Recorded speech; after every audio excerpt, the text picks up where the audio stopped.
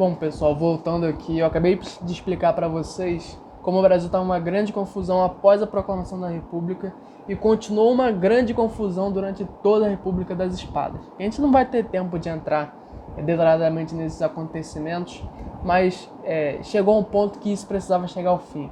Alguém precisava arrumar a casa e é exatamente esse momento que a gente vai ver agora.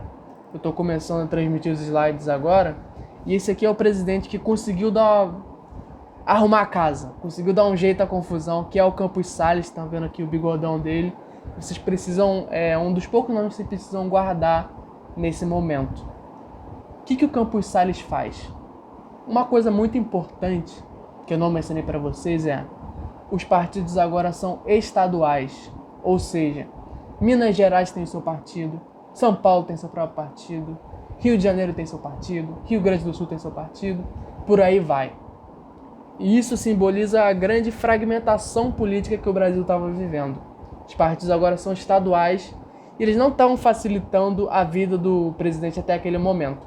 O presidente que precisava dar fim à crise financeira, dar fim à crise política, isso precisava chegar ao fim e os partidos não estavam ajudando, não estavam votando contra, não estavam apoiando as medidas.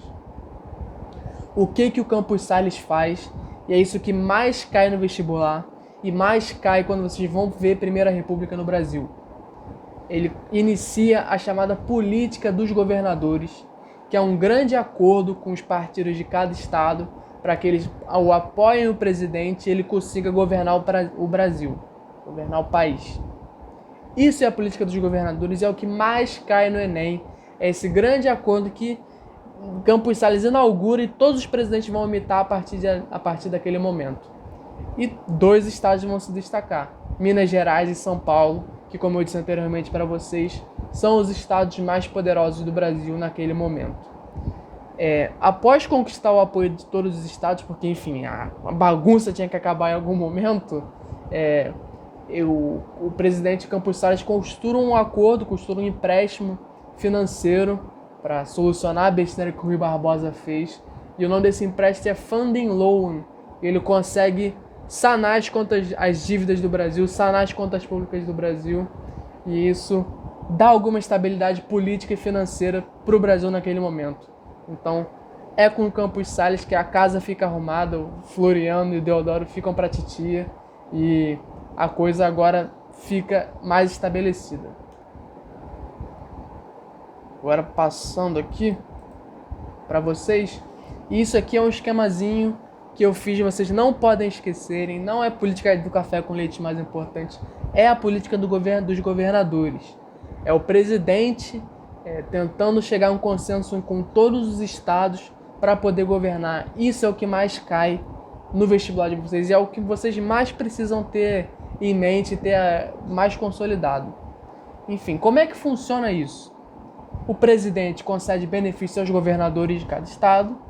Os governadores concedem benefícios para os deputados. Os deputados concedem apoio para o governador. E os governadores concedem apoio para o presidente. Isso é a política dos governadores e é assim que funcionava. Talvez funcione assim até hoje, aí é com vocês.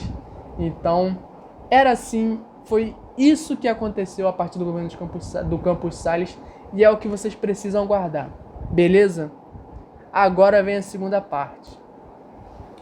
2 estados, obviamente, estavam muito interessados em se manterem sempre no poder, que eram os mais poderosos. O que eles fazem? Fazem uma panelinha entre eles. Não, a gente vai se revezando no poder. Uma eleição ganho eu e uma eleição ganha você. São Paulo e Minas Gerais, a famosa política do café com leite. Ou seja, a política do café com leite é justamente o revezamento dentro da política dos governadores que acontece na Primeira República. Então, São Paulo apoia o candidato de Minas Gerais numa eleição, é o suficiente para eles ganharem. Minas Gerais apoia o candidato de São Paulo na outra eleição para presidente, é o suficiente para eles ganharem. E por assim vai, por um longo tempo, até Getúlio Vargas é assim. Então, isso é a política do café com leite. Não esqueçam, não é o principal é a política dos governadores, mas justamente essa dinâmica de revezamento entre Rio e São Paulo é o principal. Beleza, gente? Caso não tenha ficado claro, vocês têm que trazer essa dúvida para a aula, por favor.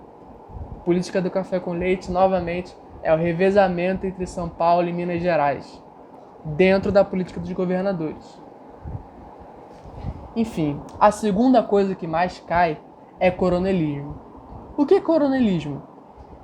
Como eu disse anteriormente para vocês, cada estado agora tem seu próprio exército e o exército tem o coronel. Cada coronel mandava numa pequena cidade e ele obrigava, os coronéis dessas pequenas cidades obrigavam os eleitores a votarem nos candidatos que eles queriam.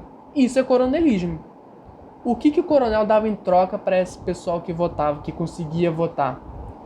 Apoiava o cara na hora do casamento dele, concedia algum favor, alguma troca, dava um emprego, enfim. Essa concentração pessoal na mão de um militar, de um coronel, é o coronelismo. E em uma coisa importante que vocês têm que ter em mente, que é uma ideia muito preconceituosa, que está vigente no nosso imaginário coletivo, que isso acontecia só no Nordeste. Isso é mentira. O Brasil era uma grande fazenda naquela época, a economia era majoritariamente rural. Então, o coronelismo acontecia no Brasil todo. Acontecia em São Paulo, Minas Gerais, Rio de Janeiro, Rio Grande do Sul. Então, o coronelismo é essa prática de coação eleitoral praticada pelos coronéis. Em troca, eles davam alguma migalha, davam algum apoio, apadrinhavam o filho de alguém, sempre muito pouco e conquistando muito poder nas suas próprias mãos. Aqui tem essa charge que exemplifica bem o que acontecia na época. Não é mais assim, infelizmente, o voto agora é secreto, então eles não têm mais como descobrir nem obrigar. Uma coisa muito importante que vou falar agora para vocês é: o voto continuava sendo muito censitário, não era o sufrágio universal. O que significa dizer isso? Mulher não votava, analfabeto não votava, praça não votava, praça é a patente mais baixa do exército. Então, e além disso você tinha que comprovar renda. Ou seja, só quem era de uma classe média mais alta, quase ninguém, homem, branco, conseguia votar no Brasil. E para burlar essa prática, os governadores eles ensinavam algumas pessoas das suas cidades a ler bem antes da época da eleição. Ou seja, o cara aprendia a escrever o próprio nome, chegava lá na urna, um fulano qualquer, assinava João da Silva várias vezes, porque ele era obrigado a votar várias vezes, no candidato do coronel ou no próprio coronel. Então, isso é uma prática muito difundida no Brasil naquela época e uma conquista da nossa contemporaneidade, o voto ser secreto e a gente não ter como sofrer mais esse tipo de coisa. Bom, por enquanto é isso, pessoal. Essa é a matéria mais difícil. Política dos governadores é o mais complicado. Então, se vocês não entenderam, se não tiver ficado claro, por favor, tragam dúvidas para a aula. Beleza, gente?